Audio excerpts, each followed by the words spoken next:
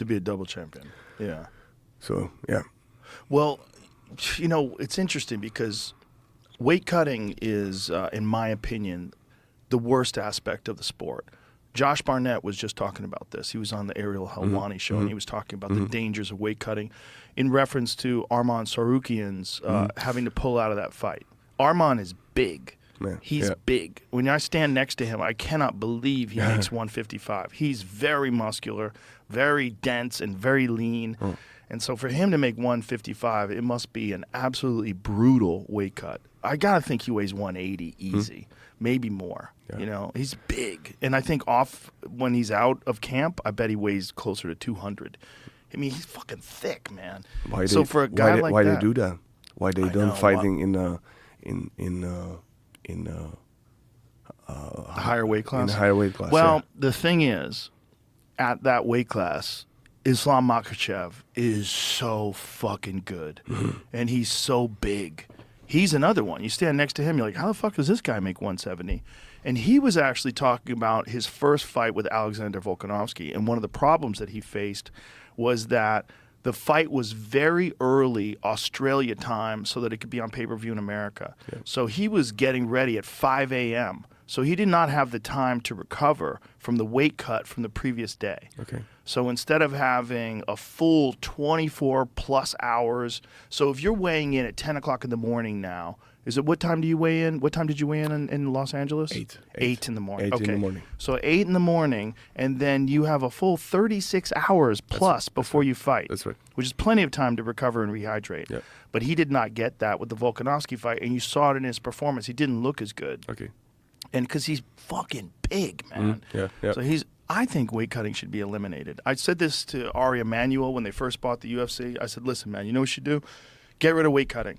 Just stop it. It's not. Look, if you can randomly test people for drugs, you can randomly test their weight. Show up with a scale. Hey, buddy, step on the scale. Hey, you're 190 pounds. How the fuck are you making 145? You know, like do something like that. That's right. And come up with more weight classes. There should be a weight class every 10 pounds. This idea of these giant gaps like 185 to 205, that's a 20-pound gap. That's huge. That doesn't exist in boxing. That's right. They should have every 10 pounds, 85, 95, 205, 225, and then unlimited. Instead of 265, let them weigh whatever the fuck they weigh. These got giant guys out there that can't fight in the UFC because they can't make 265, which is kind of crazy, right? Like Bigfoot Silva, when he was at his prime, when he was saucy, he was like 300 pounds. He was fucking huge. So I like the way the open weights, man. Open weight, not 265.